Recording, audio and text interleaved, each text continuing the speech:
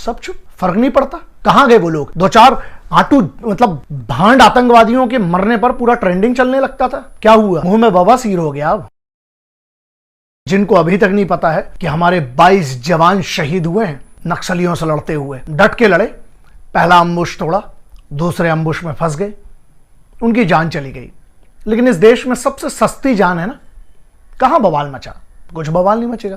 कोई फेमस मरा होता तो बवाल मचा दिया होता, सोशल मीडिया पे हैशटैग चले गए, पता नहीं क्या क्या चल गया होता, है ना।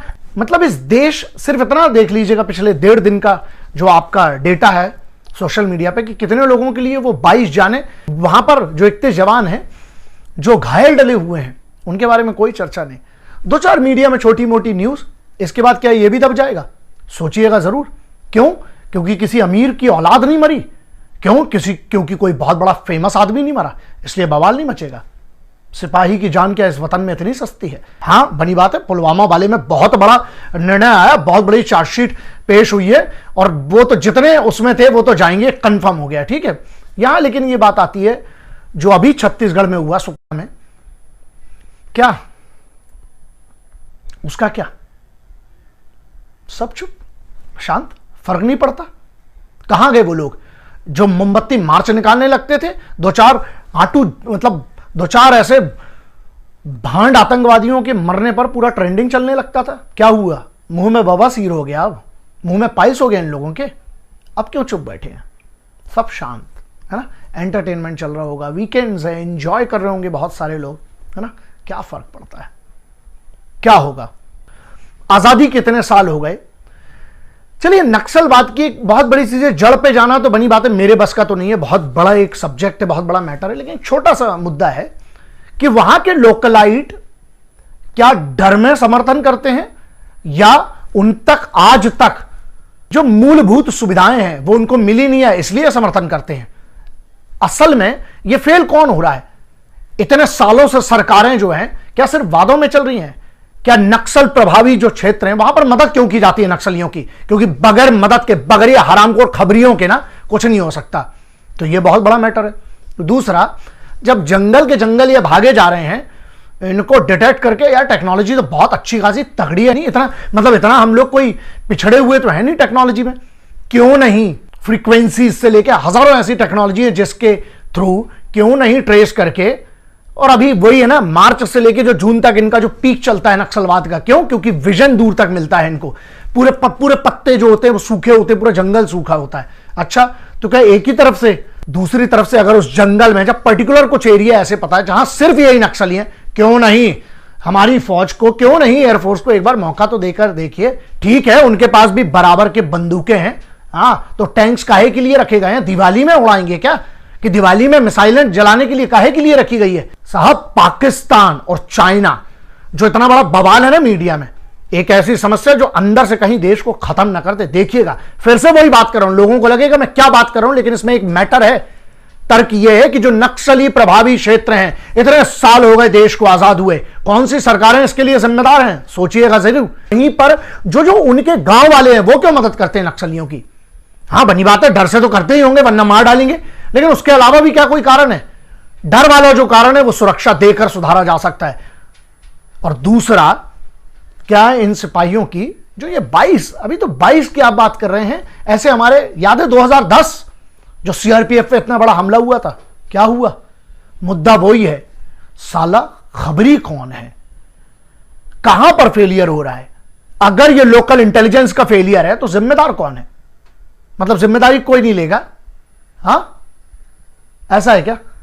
ये बहुत बड़ा मैच है, मैदान खून का है, और हमारे इधर क्या हो रहा है? एंजॉयमेंट। नहीं, हाँ, आप लोग जिनको अभी तक खबर नहीं है कि कल क्या हुआ छत्तीसगढ़ में, है ना, कोई बात नहीं, आप बिल्कुल एसी टाइट करिए, है ना, कंबल ओढ़िए, सो जाइए, क्योंकि आपके घर का कोई नहीं मरा है। आपको बिल्कुल फर्क नहीं पड़ना चाहिए, है ना। किसी पॉलिटिशियन के घर का कोई नहीं मरा है, किसी बहुत अमीर के घर का कोई नहीं मरा है, कोई फेमस आदमी नहीं मरा है। 4-5 ऐसी कम्युनिटीज है जो मैटर करती हैं, है ना। किसी सेलिब्रिटी को कोई फर्क नहीं पड़ेगा, क्यों? क्योंकि वो तो फोन कर देते जब सुरक्षा चाहिए होती है, उनको तो सुरक्षा मिल जाती है। सुरक्षा करने वाला यही सिपाही है जो मरा है, इन्हीं में से एक है, कोई बात नहीं। क्योंकि एक मरेगा दूसरा सुरक्षा दे देगा, है ना। फर्क कहां पड़ता है बड़े लोगों को। सोचिएगा क्या इतनी सस्ती जान है। और मेरा भारत सरकार से निवेदन है, आग्रह है कि अगर यह समस्या बढ़ती जा रही है ना, अगर जंगल की बात है तो अभी कोई फल भी नहीं लगे हैं, जंगल के जंगल को उड़ाना फिर बनता है।